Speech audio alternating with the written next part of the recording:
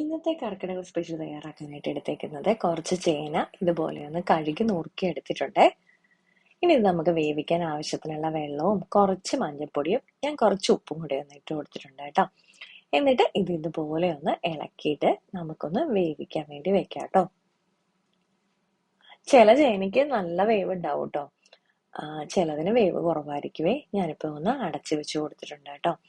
ഇപ്പോൾ ഇത് നന്നായി ഞാൻ ആദ്യം ഹൈ ഫ്ലെയിമിലാണ് ഇട്ട് കൊടുത്തേക്കുന്നത്. അപ്പോൾ ഇതുപോലെ ഒന്ന് നന്നായിട്ട് തിളച്ചു തുടങ്ങിയിട്ടുണ്ട്.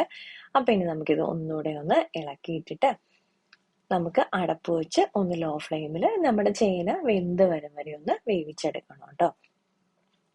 ഞാൻ നേരത്തെ പറഞ്ഞ പോലെ തന്നെ നമ്മുടെ ചേനയുടെ വേവ് അനുസരിച്ചിട്ട് വേവിന്റെ സമയമൊക്കെ വ്യത്യാസം ഉണ്ടാവും കേട്ടോ. ഇപ്പോൾ എനിക്കൊരു 10 മിനിറ്റ് ഞാൻ ഇടയ്ക്ക് ഒന്നുകൂടെ ഒന്ന് ഇളക്കി ഒന്ന് ഇട്ട് കൊടുത്തിട്ടുണ്ടായിരുന്നേ. ഇതിപ്പോ ഒരു 10 മിനിറ്റ് ആയപ്പോഴത്തേക്കും എന്റെ ചേനയെല്ലാം ഒന്ന് വെന്ത് വന്നിട്ടുണ്ട്. ഉടഞ്ഞു പോകാതിരിക്കാൻ വേണ്ടിയിട്ടാണ് ഞാൻ ഒരു പീസ് എടുത്ത് നോക്കിയപ്പോൾ നന്നായിട്ട് വെന്തിട്ടുണ്ടായിരുന്നു.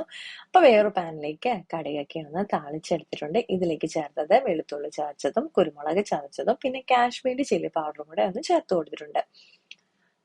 നമ്മുടെ ചേന മഞ്ഞപ്പൊടി ചേർത്ത് വേവിച്ചതായതുകൊണ്ടാണ് മസാലയിലേക്ക് ഞാൻ പിന്നെ മഞ്ഞപ്പൊടി ചേർക്കാതിരുന്നത്. ഇപ്പൊ നമ്മുടെ മസാലക്കൂട്ട് നമ്മുടെ ചേനയിലേക്ക് ഒന്ന് മിക്സ് ചെയ്തിട്ട് ഒന്ന് ലോ ഫ്ലെയിമിലിട്ട് ഒന്ന് റോസ്റ്റ് ചെയ്യുമ്പോഴത്തേക്കും നമ്മുടെ അടിപൊളിയായിട്ടുള്ള ചേന മെഴുക്കുവരട്ടി തയ്യാറായിട്ടുണ്ട്. ഇത് കുറച്ചുകൂടെ ഒന്ന് ഫ്രൈ രൂപേണ വേണം എന്നുണ്ടെങ്കിൽ കുറച്ചുകൂടെ ഒന്ന് നേരം നമ്മൾ ലോ ഫ്ലെയിമിലിട്ട് ലേശം എണ്ണയും കൂടെ ഒന്ന് ഒഴിച്ചു കൊടുക്കേണ്ടി വരും കേട്ടോ. എനിക്കങ്ങനെ ഫ്രൈ ആയിട്ട് എടുക്കുന്നത് ഇഷ്ടമല്ലാത്തത് കൊണ്ടാണ് ഞാൻ ഈ ഒരു പരുവത്തിന് എടുത്തത്. അപ്പോൾ വളരെ ഹെൽത്തി ആയിട്ടുള്ള വളരെ ടേസ്റ്റി ആയിട്ടുള്ള വളരെ എളുപ്പത്തിൽ തയ്യാറാക്കാം നമ്മുടെ ചേന മെഴുക്കുവരട്ടി തയ്യാറായിട്ടുണ്ട്. അപ്പോൾ ഈ കർക്കിടക മാസത്തിൽ എല്ലാവരും ഒന്ന് ട്രൈ ചെയ്ത് നോക്കിയിട്ട് ഫീഡ്ബാക്ക് കമന്റ്സ് വഴി അറിയിക്കണേ. ലൈക്ക് ചെയ്യാനും ഷെയർ ചെയ്യാനും കമന്റ് ചെയ്യാനും മറക്കല്ല. വീണ്ടും അടുത്ത വീഡിയോ ആയിട്ട് കാണാം കേട്ടോ.